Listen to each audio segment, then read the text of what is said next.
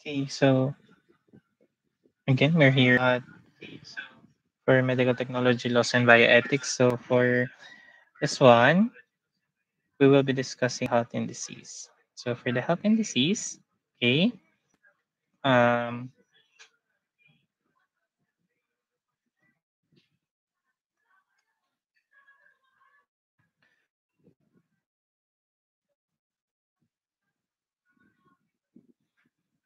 okay, we will be discussing the health systems. Okay, first, the healthcare provider. They are us. Okay, we serve the community by offering care, especially okay during emergency. So as a healthcare providers, okay, we provide our services in the to their okay in relation to their health, okay, as to their vitals, as to their illnesses, and even in their healthy lifestyle. Okay, next, a healthcare system is an organized structure defined as the network. Okay, such as a hospital. Okay, hospital, health centers, okay, ano pa ba? The PhilHealth, the organizations, okay, the WHO, so those are included in the healthcare system. So they have an organized structure. When you see organized structure, meron yung head, okay, may mga department, so, okay. So we do have your the World Health Organization. So they lead the global efforts to promote quality healthcare, integrating advanced medicine in health services. So the WHO is the global, okay, global. So most of the time, our guidelines as to diseases, approach, or even into healthcare system are provided by the WHO. So okay, um, they do have surveys, okay, or documentations from different countries on how to approach the disease, and then they relay it to other countries also in order for us to learn from different approaches, okay, from other countries. Okay, of the healthcare system. So first is a professional organization. They are the regulatory and accrediting body. So for us here in the Philippines, we do have our Professional Regulatory Commission that regulates the healthcare professionals. Okay, not only the healthcare professional, but other professionals in other fields. So they regulate the person, the medical technology. We do have the Board of Medical Technology that also regulates, okay, a branch or department of the in the PRC that regulates the medical technology profession. Okay, ano pa other regulatory bodies natin? We do have the DOH, the Department of Health, wherein they provide guidelines as to licensing, as to operation of the hospitals, the healthcare centers, or even clinics. Okay, and they even provide us guidelines as to the treatment, as to the procedures, now especially in the laboratory. We do have guidelines on how to do okay this procedure, okay, in accordance to their um, guidelines, and those guidelines were also okay from usually they are from the WHO guidelines part. When you see admin part, this is the we do have the head, okay, the managers, okay, the those section heads. So now they manage or they regulate the system inside institution. Okay? So yon. Next is healthcare professionals.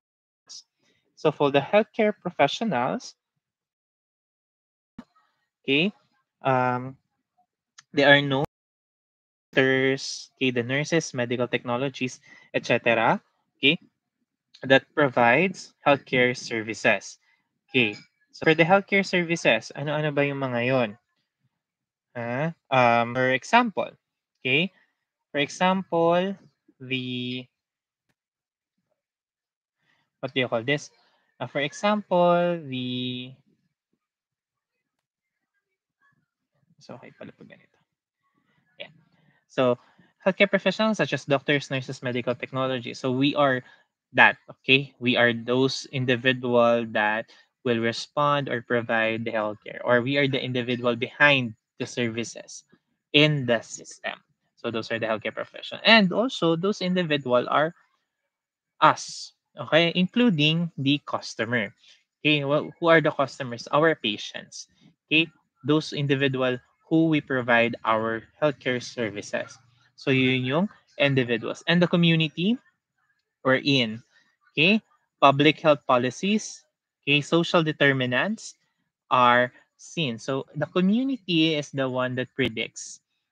Okay, who will be uh, who will be our customers that we will provide our services. What are the services that we need to provide? So, for example, we need a survey in order for us to provide what is needed to our healthcare system. So, alangan naman nasa bundok ka. Okay, for example, nasa bundok ka, kailangan mo ba dyan ng, for example, kailangan mo ba dyan mag-commercialize ng sobrang mamahaling gamot na napaka-unusual naman para sa sakit or common na sakit nila sa isang lugar. So yeah, mga ganong bagay. O kaya naman, will you buy a machine? So in a laboratory, will you buy a machine? Okay, that is for a test that is very rare. Okay, that will be brought to the bundoks or in the rural areas. So magpo-profit ka ba doon? So you need to have a survey to the community because okay, it will be or they will be the determinants as to who will be what will be the services that you need to provide. Okay, next we go to your healthcare providers and the rights and the responsibilities. So, what are the rights and responsibilities of our healthcare providers? So, the virtue of healthcare providers.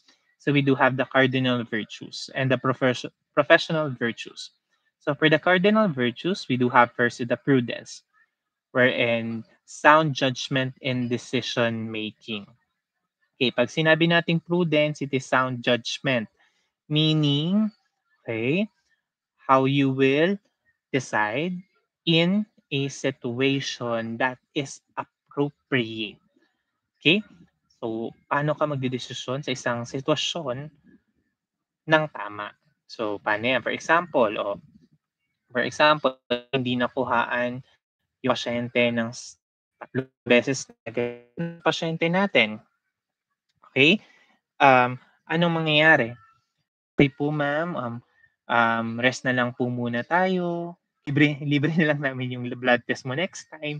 Yung mga gano'n. So, puwedeng gano'n o kaya naman in a sense na, "Ma'am pasensya na, kay mga nandito na papasok yung mga palasot.com ng mga mente. Pasensya na kayo baka kasi dehydrated kayo kaya hindi namin kayo makuhaan ng dugo o kaya naman sobrang ninipis kasi nung ugat niyo, kaya hindi namin kayo makuhaan ng dugo." So, ano yung sound judgment dun? You provide the information needed by the patient in order for them to, okay, to know what is the situation and to understand what is happening. Okay? Paintindi nyo. And for the sound judgment, okay, yung dapat is appropriate. Ha? Hindi pwedeng may nasunog yung may pumutok na machine. Okay, pero gagamitin mo pa rin yung machine. Siyempre hindi na. You buy or you wait for another machine to arrive in order for you to provide accurate result. O kaya naman, for example, alam mo nang hemolize yung specimen mo. Okay, hemolize yung specimen mo, ang taas ng sodium. Ang taas ng sodium. Pero ayaw mo, gusto mo siyang i-release kasi ang hirap kuhaan ng pasyente. Okay? So you try to judge or to provide a decision that will okay, give you a quality and a quality and accurate result. Okay, sound judgment, yung tama. Next, justice, fairness in patient care. Okay, ano yung justice when it comes to laboratory? Okay, may kakilala ka, pinauna mo. Kahit ang haba-haba ng pila. Okay? O kaya naman, for example, in fasting. In fasting. So yung isang pasyente, ayaw mo kahaan kasi lumagpas ng 10 minutes or ng 30 minutes. Pero yung yung isa naman dahil mabait siya, okay? Dahil mabait siya kahit 1 hour na delayed yung fasting, okay lang sa'yo. So, justice. O kaya naman may katrabaho ka, okay? Lagi ka niyang binibigyan ng pagkain. So, okay lang sa'yo na mag-release ng result na erroneous, okay?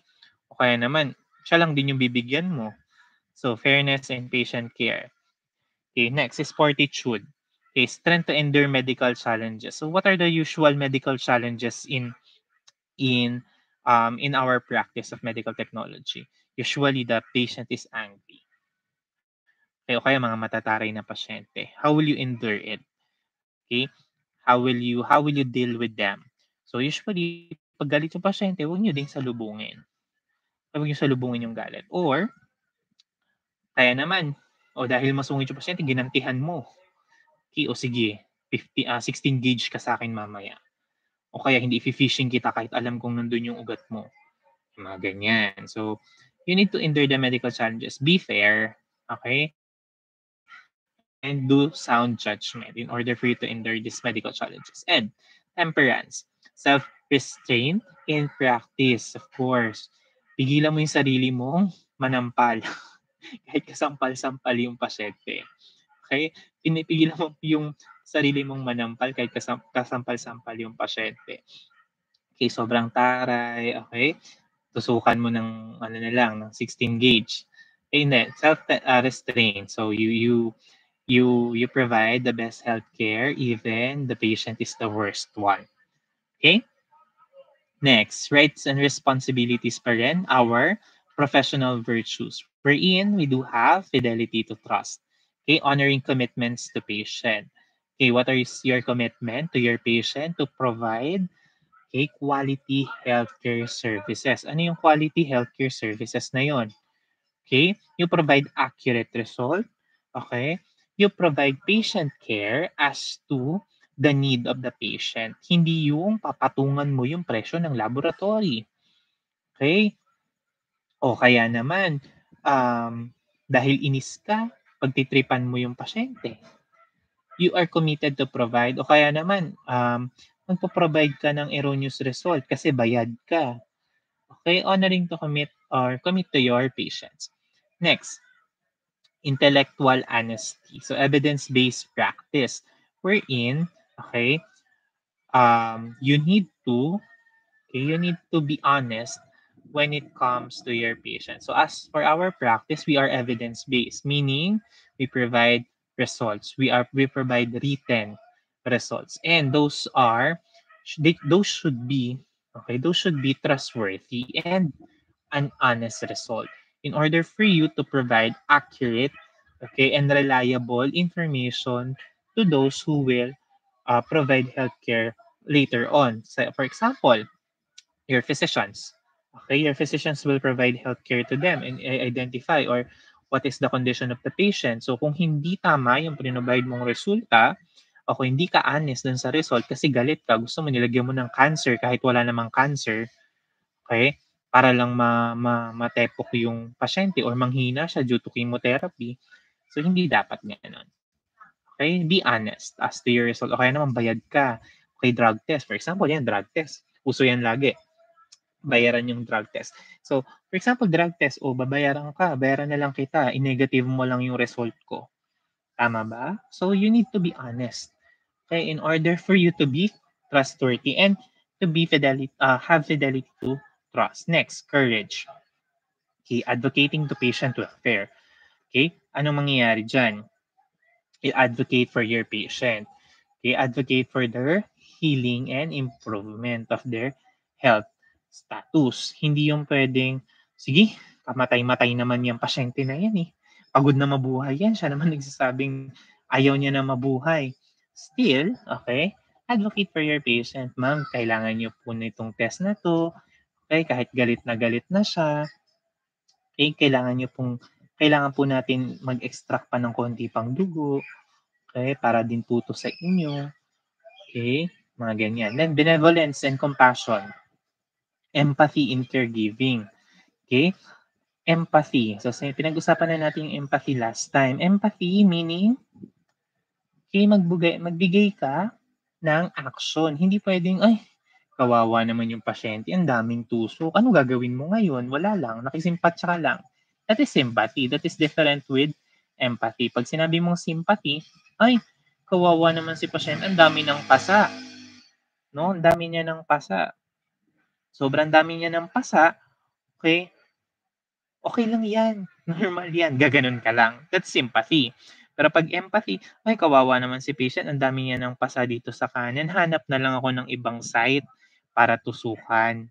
Okay? O kaya naman, i-inform ko yung ibang medtechs na, ay, guys, eto, medyo fragile yung veins, madaling magpasa, ganon.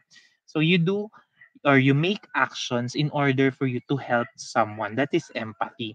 Pero pag sympathy, wala lang. Okay, okay na 'to, gano'n lang, okay na 'to, tusok pa rin ako dito, o ano ngayon kung may pasa ka, o kawawa ka naman, sorry. That is sympathy. Okay, pero pagka may empathy ka, okay, you do an action, okay, in order for you to help others. Okay, truthfulness, honesty, and medical practice. So, you are truthful as to your medical practice, hindi puwedeng bayaran ka or you provide false information.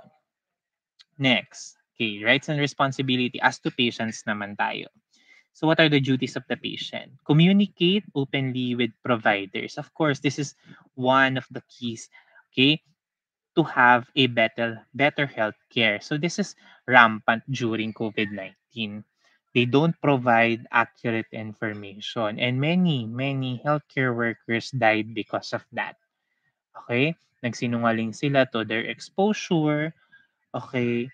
Na-infect nahawa nila yung mga doctors and that lead to their death, the doctor's death. So, communicate openly with the provider. So, pag tinanong, okay, stick to your questions. Hindi pwedeng, ay, hindi ko pwedeng sagutin. O for example, as in our practice, so we ask sensitive information, especially in blood donor screening, okay, in HIV counseling.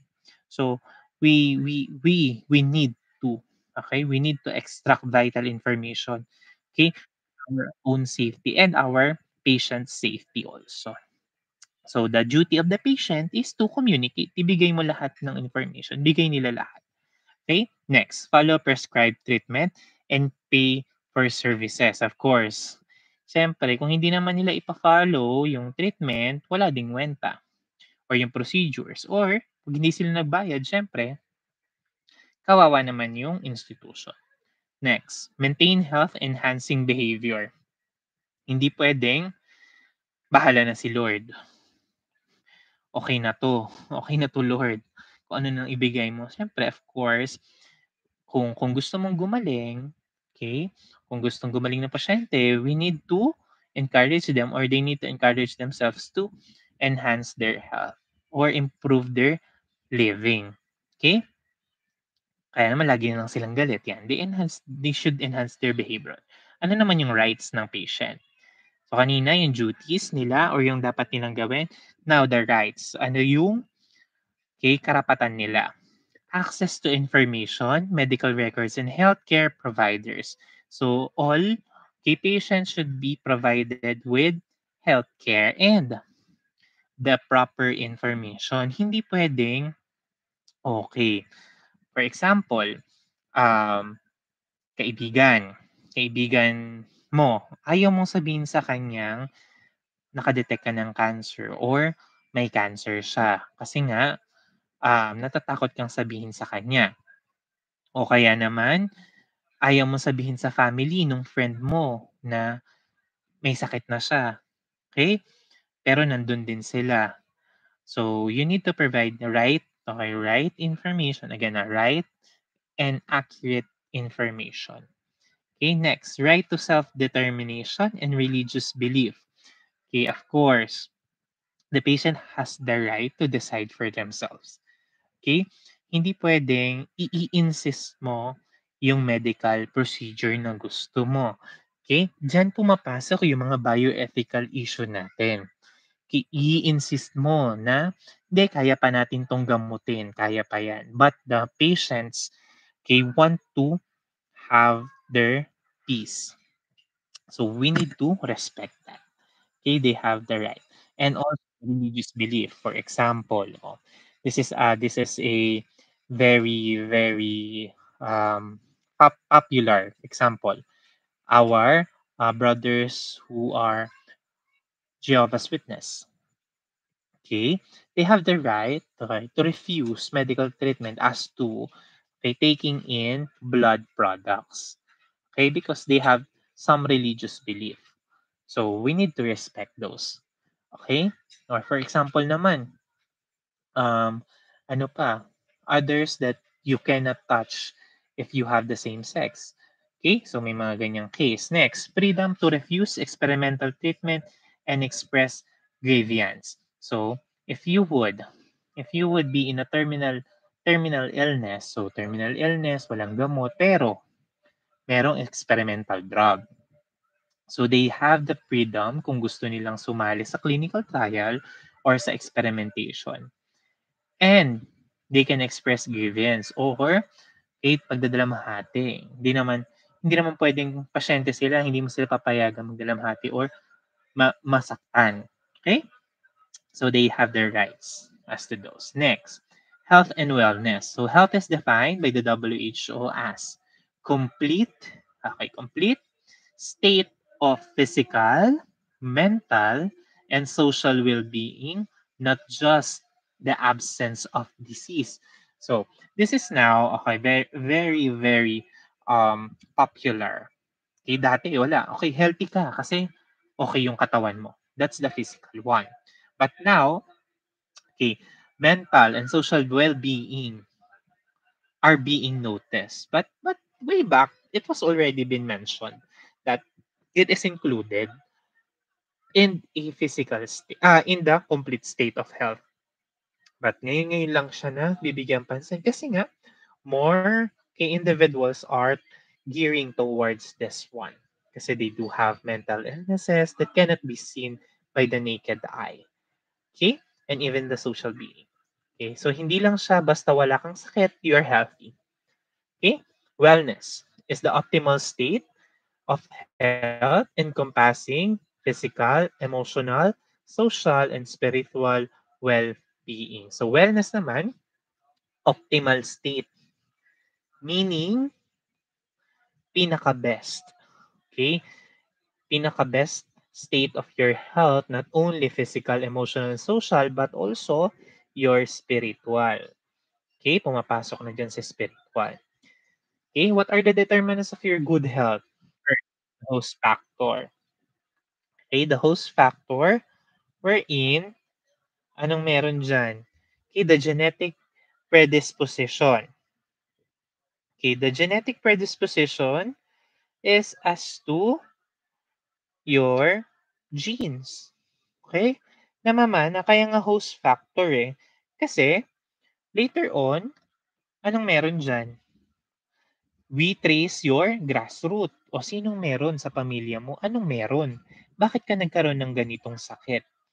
Okay? So for example, a well-known genetic cause is your breast cancer. Okay. They have genetic predisposition, meaning they can be inherited. Okay? So kung host factor yun, okay, we do have a factor for that. Okay? You can eliminate that. So for example, a famous example of this one is Angelina Jolie. So she has a gene, okay, gene mutation or gene, okay, for breast cancer. He detected. And anong ginawa niya? She decided to have, okay, she decided to remove her breast. Okay? Tinanggal na lang yung breast niya. Okay? So, yun. Kaya, nag-total mastectomy si Angelina Jolie. And implants na lang ata or artificial prosthetics na lang ata yung nakakabit sa boobs niya. Okay? So, wala na. So that's the social, host, sorry, so host factor. Next, social factor. Okay, the socio-economic status and environment. Okay, so kailangan you need to know or you the environmental factor. Sorry, not the environmental factor. Socio-economic factor. Ano yung mga socio-economic factor? Magkano ang sahod? Saan nakatira? Anong iniinom na tubig? Anong kinakain? Nutritious ba yung pagkain? Gaano kadami sa bahay? Na-expose ba sa smoking, sa dust? So yung mga yan, that's a socio-economic status. And those are being elicited or being asked, okay, when you are being interviewed in a medical procedure. Okay, kasi that would also predict your health. Okay, as one of the factors. Next, lifestyle choice. Okay, you have your nutrition, exercise, and habits. So, in order for you to have a good health, of course, you need to choose. Okay, choose a healthy lifestyle. And what are those? So you provide nutritional supplementation or nutritious food. You do exercise daily, okay, to enhance your health and even your eating habits, your working habits. So baka naman puro sedentary lifestyle ka, puro upo ka lang dyan. Okay, you need to move. So those are choices. Okay, choices yan. Ikaw ang pipili niyan. Next, environmental factors such as pollution, climate, workplace safety. Okay, you need to know those things. So, exposed ba siya sa dust, sa smoke?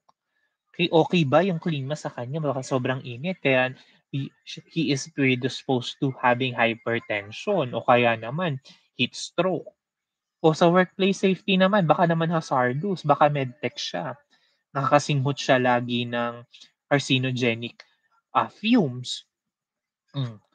Mga ganyan. O kaya naman, expose siya sa mga biological agents such as COVID, okay, or other microorganisms. So yan, those are your determinants of good health.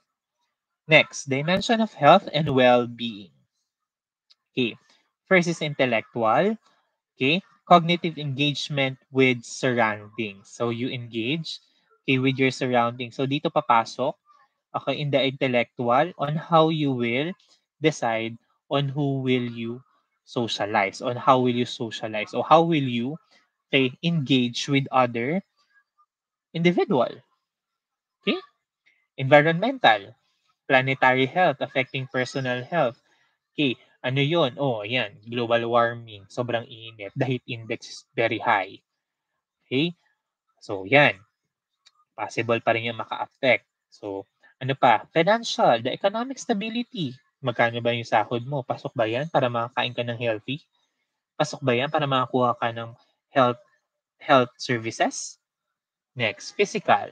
Healthy habits such as preventive care. O ano yung mga healthy habits mo? Are you working out? Are you doing exercise? O baka naman kain ka ng kain ng matatamis. Okay? Wala kang pakialam. Consume ka lang ng consume ng 5 platong kanin. O kaya naman, di ka naman umiinom ng mga kailangan mong inuming gamot. Next, emotional o mental resilience and stability. Masyado kang stress. Okay? O as a student, we tend to be stressed. Okay? We tend to be stressed. And we need to balance that. Okay? So you need to stabilize your mental health and emotions. Okay, that's on your part. And you can seek, okay, you can seek help. No? Nandito naman kami in order to provide emotional support and mental health support. Okay, spiritual. Okay, the purpose and the values of your well-being. Okay, you seek. Ano ba talaga ang mission ko dito sa buhay? What are my values? Okay, to live. Yan. So now we go to concept of disease. So for the concept of disease, okay, disease is defined as a pathological condition disrupting the normal function. So ang disease ay pathological, meaning abnormal, pathologic. Okay? Abnormal condition, okay, of your body. Illness is a personal experience of being unwell. Ano tamang term?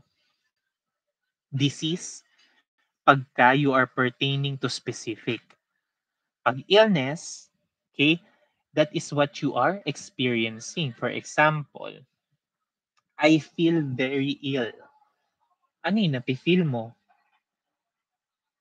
Yun. Yung personal. I have cancer. So that's disease. Kasi that's an abnormal condition.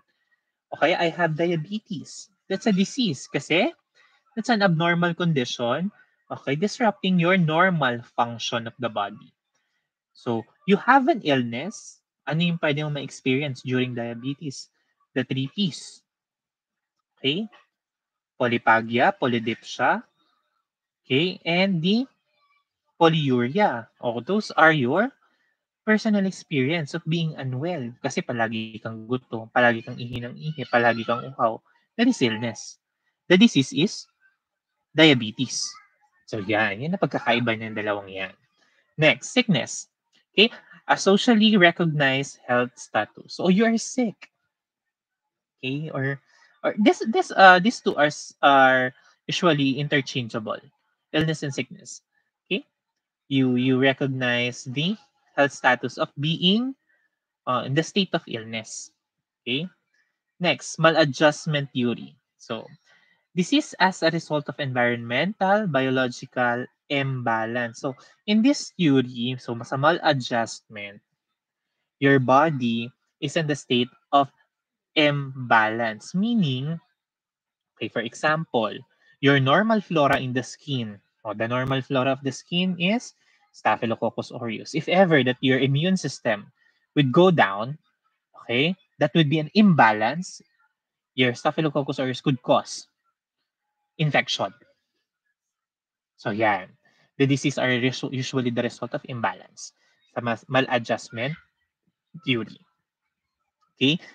For example, another, bumaba yung red cell mo or RBC mo. Anong usual manifestation? You have anemia. Kasi you have imbalance in your blood. Di ba? So yan, the maladjustment theory, the imbalance. Next, theories of disease causation. So what are this? So you do have first the humoral theory, miasmatic theory, okay, germ theory, and contagion theory.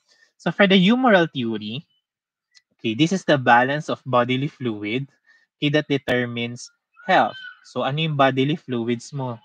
Okay, usually the blood, the CSF, and the other body fluids, peritoneal fluid, pleural fluid, synovial fluid, and this is usually, okay, this is usually medyo right when it comes to the brain or the neurological status of a patient. So we need the balance between the fluid or the CSF, the brain tissue, and even the blood. So if ever that the one component, okay, rises or increases, the two must, okay, compensate. If ever na hindi sila mag-compensate, ano mangyayari? Magkakaroon ka ng possible neurological symptoms or sakit. Okay, another example of this is the common for medical technologies is the RBC and the WBC. Okay, so balance yan. Pag mas mataas ang WBC, you have infection. Pag mas mababa, you could manifest also immunodeficiency. Diba? That's the balance. Okay? Next, miasmatic theory. When it comes to miasmatic, ang nangyayari dyan, more on the air. Asthma. You remember the word asthma. Okay, asthma. Miasmatic theory, more on the harmful air and vapors that you inhale, such as, okay lang, cancer. Yan. Ano pa? Your biological, okay, biological agents, such as your viruses. Okay, the bacteria that could be inhaled or vapory transmitted. Okay, next, germ theory. Microorganisms as the root of the disease. So remember the germs, dumi, microorganisms. Okay? That's the layman's term for microorganisms, germs. Patandaan nyo yan. Kaya microorganism is the root cause of the disease. So most of this, in this theory, sinasabi nila, microorganisms are all the cause of the disease. So lahat ay hinahanapan ng organism that causes them. Okay? Next, contagion theory. transmission occur through direct or indirect contact, contagious. Okay, contagious, nakakahawa. Okay, mahahawa ka lang or magkakaroon ka lang ng sakit if you do have direct contact or indirect contact with an individual. And I know, okay, most of you already read parasitology, okay, even had the public health, okay, so you would know some of the diseases that could be transmitted through direct or indirect contact. Okay, next part of our lecture. We do have the human under acts and action. So first, nature of man. So early Christians' perspective on the human nature. So we do have first is the Augustinian theory. Augustinian theory or Augustinian theory doctrine. Okay, a person is spiritually dead due to the original sin. So the original sin pertaining to this, for those who are not Catholic, the original sin that is being pertained to this is the sin of Adam and Eve when they ate the forbidden fruit. Okay? Okay, that's the original sin. And yan ang paniniwala ni Augustinian doctrine. Next, Pelagianism. Okay? Pelagianism, okay, a person is spiritually well at birth, but and can reshape her destiny through choices. So, pagkapanganak mo, okay ka lang daw. You are well. You are healthy. But based on your decisions or your decision making, you can be ill or disease. Okay? So, yan ang paniniwala nila. Next, Pelagianism. Okay? A person is spiritually sick and requires help of a higher power to recover. So you are spiritually sick. So you need to seek spiritual treatment, such as you need to reconnect with your higher being. Okay, you need to reconnect with your God. So yan yung sinasabi naman ni semi-Pelagianism. Okay? Next, distinction between human acts and acts of human. So when you say human act, okay, a deliberate act performed with free will and rational control. Okay, pag human act, free will. Okay? Free will. Ikaw ang gumawa. That is human act. Ikaw ang gumawa. And with rational control. Meaning, tama yung ginawa mo, pinag-isipan mo, okay? At naaayon sa paniniwala mo. Rational. Okay, ano ba yung acts of human or act of human? An act performed without control. So this is usually reflex action, involuntary reaction. For example, what are those example of reflex action? Reflex action. Napaso ka. O, anong gagawin mo? Napaso ka. Anong gagawin mo? Ilalayo mo yung kamay mo sa mainit na part. O kaya naman, nakita mo may pabagsak, iiwas ka. Okay? 'Di ba? Mga ganun. The without control. Kaya hindi mo pinag-iisipan.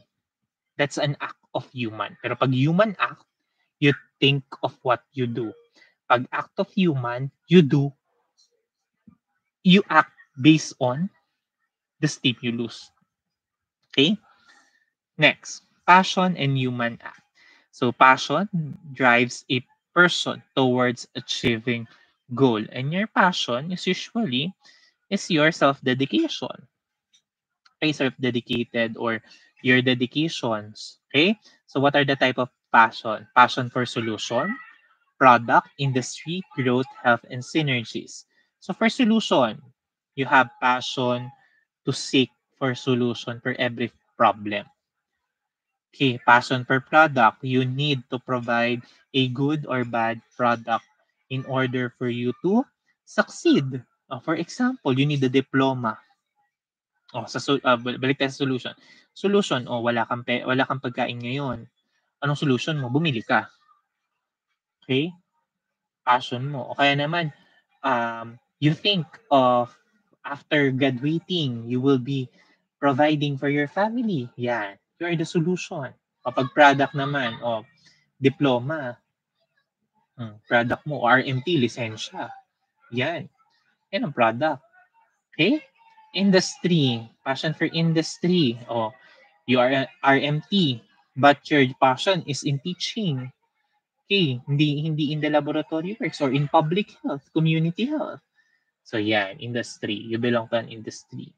Okay? Passion for growth. You are seeking always growth. You proceed to postgraduate studies, so such as master's or doctor degree.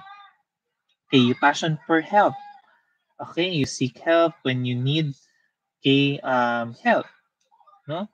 And then synergy, passion for synergy. The usual example for this is being in a marriage. So you're synergized with another individual. Okay, pagsasama. Yeah. So they have two general types of passion. You do have your concupiscible passion, that was an affection of the sense that inclines toward good or evil. Okay? So, ano bang gusto mo doon? Good or evil? Or you do have the passion because it is good or it is bad. Okay, next. Irascible passion. So, anong meron dito? The passion that arises when overcoming obstacle is required to achieve a goal. Anong meaning nito? For example, kailangan mo mapasa yung exam in order for you to graduate. Okay? So you have the passion to overcome this examination or to pass this examination in order for you to graduate. Okay? So yan. Next, essence of morality. An act of morally right if approved by ethical reasoning. So yan, napapasok si ethics. Okay? Is it morally right? Is it acceptable by the society? Okay? Next, an act is morally wrong if disapproved by ethical reasoning and harm others. So usually, again, our ethics is based on our norms. Okay? The common norms or the social norms. Wherein, this is usually based on others' belief. So, it is morally wrong if you could harm others or it is not accepted by other individuals. Hmm? For example, sa morally right, sa patient care. Example, morally right that we decide that the patient, we let the patient die in peaceful death, natural death. That's morally right. Hahayaan mo yung pasyenteng mamatay ng kusa. Ano yung morally wrong? Papatayin mo siya, you do euthanasia. Depende. Depende sa paniniwala ng ibang tao. Okay? Tricky. Moral considerations. So, first is why intellectual approves an act. Next, why intellectual disapprove the act. And next, radical notion that determines good and bad. So, those are the moral consideration. Tatanggapin ba yung act mo as a good one? Ia-accept ba nila? Or ayaw nila kasi hindi naman pasok sa belief nila? Or they decide that this act is a good one or a bad one. So those are the key moral considerations. Next, morality of human acts. Ano ba itong mga to? So for the morality of human acts, okay, an act is illicit unless it fulfills this condition. Okay, the evil effects must not be directly intended. Meaning, you do things, okay, but you don't perceive that this is evil or will not affect evil by evil, okay? For example, you will be doing phlebotomy. You will induce pain to the patient because of the insertion of the needle. But that is not directly intended to be done. Kasi you are just doing good than harm. So yan. Okay, the good effect should not come from an evil effect. Okay, no justification for doing evil for a good outcome. O for example, sa ating medical technologist or sa ating field, anong usual common dito? You did an arterial draw. Arterial draw. Okay, nag-arterial ka.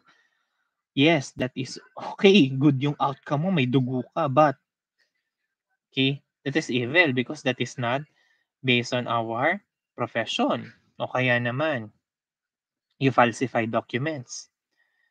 Okay, you falsify documents such as results. Kasi you want to help.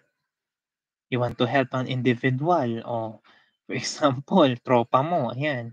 Kailangan ng med-cert o binigyan mo ng result na abnormal na may UTI siya. Yes, good yung outcome mo, nakatulong ka sa tropa mo, but that is not a justification. Kasi you are doing evil. Okay? Good effect must outweigh the evil effect. So, yan. Ito yung um, doing more good than harm. So, for example, kailangan mo talagang um, mag-extract ng blood kasi kulang. For example, baby. So, usually, ang ginagawa natin sa pediatric collection per blood, usually finger prick, no? Or heel prick. But since you need blood more than the capacity of capillary prick or capillary tube, no? You do phlebotomy, and we know that it would hurt the baby and might do some complication, but still, okay, it is for the good outcome and the good effect, okay, on his or her health. Okay, next, the doer should not be obligated to prevent the evil consequences. So, ano yung meron dito? You cannot prevent, okay, not doing evil. Yun lang yun. Hindi mo, hindi mo obligasyon na hindi ka makagawa ng masama. But, it is for you to wait or to weigh, okay, the possible outcomes of your evil doing. Okay? So, yung mga ganyan. Next, conditions for morally good acts. Okay, the act serves others selflessly. Okay, selflessly. Nagserve ka daw, wala daw kapalit. Okay, sobrang bait mo na, baka kunin ka na ni Lord. Okay, it fulfills spiritual or social responsibilities. So, since volunteer ka ng simbahan, so feeling mo na fulfill mo yung mas pagiging malapit mo sa community and kay God, yan, mga ganyan. Social responsibility. Oh, kasi ano ka, social worker ka or nasa health center ka, kailangan mo mag-provide ng health services. Yung mga ganyan. It's done out of passion for helping others. Okay? So, hindi mo passion mo na lang tumulong. Okay? Kasi, for example, nilibre mo na lang yung blood test ng pasyente kasi alam mo namang wala siyang pera. Okay? It benefits the weak, poor, or children, so the marginalized population. For example, you are doing research in order to protect these individuals, or you do another technique, no, to prevent these individuals from getting sick. Yung mga ganyan. The benefits. Next, determinants of morality. First is object of the act. So what is being done? Okay? Anong ginawa? Okay? Okay, next. End or purpose. Ano yung nangyari? Bakit mo ginawa pala? Sorry. Why is it being done? Bakit mo ginawa? Ano yung ginawa at bakit mo ginawa? Next, circumstances, the surrounding condition of the act. Okay? Bakit ka napunta doon sa desisyon na yon at bakit mo siya ginawa? Yun yun. Okay? Accountability and hindrance to moral act. The person is accountable for all actions, whether good or bad, regardless of the intent. So again, you are accountable to your own decision and actions. Okay? So what are the hindrance to moral acts? First, ignorance, the lack of knowledge about the act. But ignorance is not an excuse. Okay, again, ignorance is not an excuse. Okay, bakit? For example, baguhan ka sa laboratory. Baguhan ka sa laboratory, hindi mo alam na dapat, okay, you put the sample, okay, in the ref after you process it. So, ano nangyari? Nabulok yung sample mo. That is ignorance. Kasi hindi mo alam na ganun pala yung procedure. But, you are working there, you should. Okay? You should ask. You should know the procedure. Okay? In order for you to be better. So, ignorance, lack of knowledge, hindi mo alam. Lagi kang walang alam. Si Alice Guo ka. Okay? Next, fear. Emotional distress affecting moral choices. Natatakot ka. You are fearing for something bad or about bad outcome. Okay? So, that could be a more a hindrance kasi baka naman sa sobrang takot mo, mas nagkakamali ka. Okay? Baka naman sa sobrang takot mo, mas mali yung nagawa mo or mas naka-affect ka ng ibang tao. Next, violence. Okay? Forced action due to coercion. Coercion. Okay? Violence. So you are, okay, provoking an act. Okay? Pina-force mo, pinipilit mo. For example, in the laboratory, ayaw magpakuha ng dugo ng pasyente. Pinilit mo. Pinilit mo. Hinugot mo yung braso. Oh, that could be in a form of physical abuse. That is coercion kasi pinilit mo siya. That could lead to violence. Pwede mo masaktan yung pasyente. Okay? Concupiscence, concupiscence. Concupiscence, the overpowering desire, affecting moral decisions. Your desire, yung eagerness mo to perform that act. Okay? Can be a hindrance. Okay? So, feeling mo, oh, kayang-kaya mong gawin um, yung procedure. Pero hindi naman. Okay? Kasi gustong-gusto mo siya kasi paborito mo nung college yung subject na to. Paborito mong subject yung analysis of urine and body fluid. So, gusto mo ikaw magkukulik ng CSF. Okay? So, yan. Mga ganyang bagay. That could be a hindrance for moral act. You cannot think straight because of this. Next, fundamental needs of a person. So, ano yung mga fundamental needs? First, subsistence. Okay, subsistence.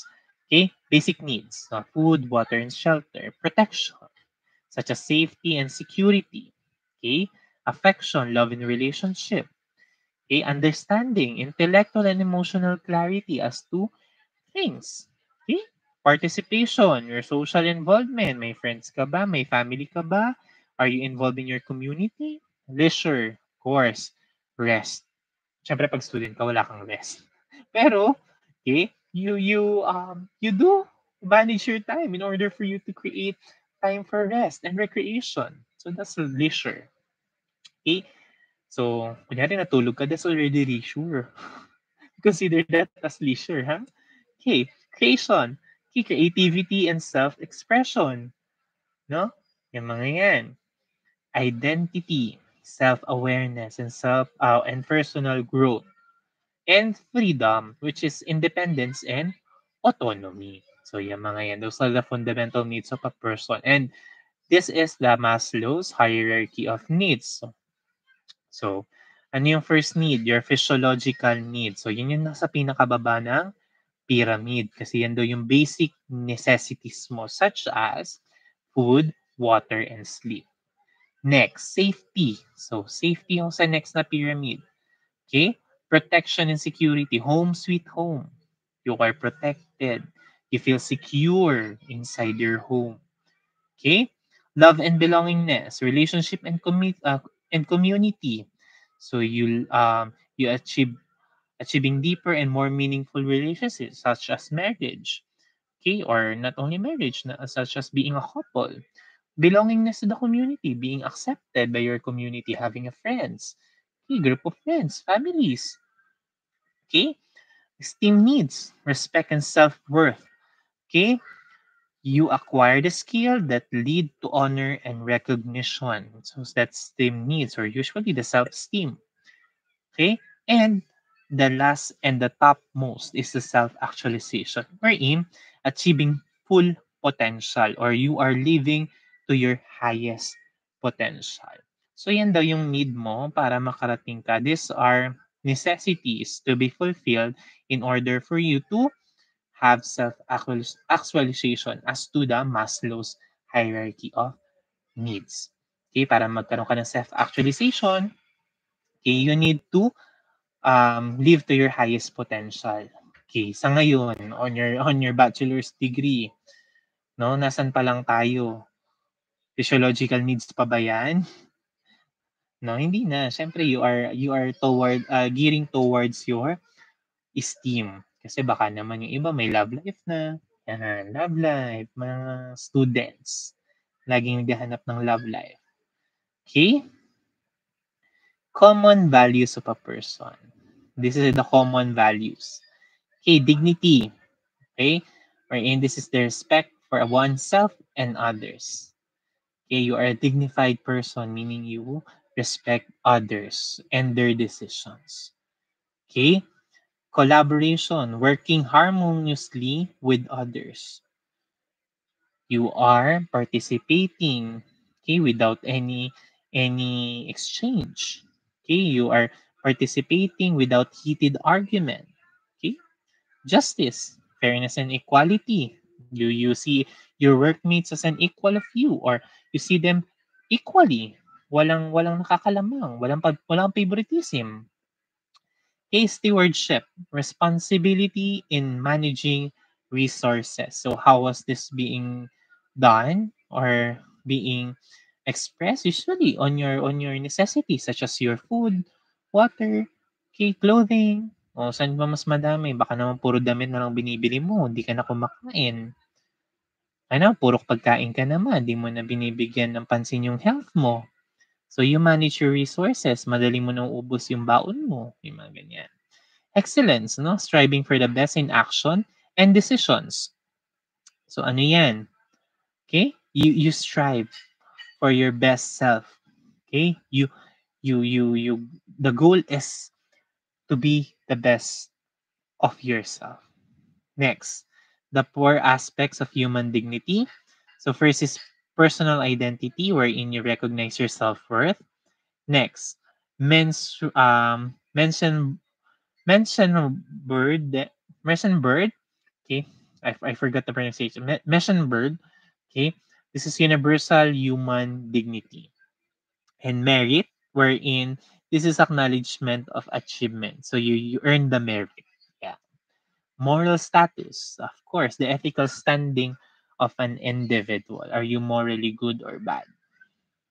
Next, ignorance versus negligence. Ito, this is very common na nakakalimutan. Ignorance, again, the lack of knowledge or skill in performing a task. Okay? Lack of skill and knowledge. Pag negligence, failure to exercise reasonable care, meaning you know, but you didn't do it. Okay? Pag ignorance, hindi mo alam, pero ginawa mo. Okay? Hindi mo alam, pero ginawa mo. That is ignorance. Negligence, hindi mo ginawa, pero alam mo. Okay? Yan. Okay, condition that proves ignorance. So, incompetence, lack of ability for the job. So, you are incompetent. O usually, saan natin to ma-apply?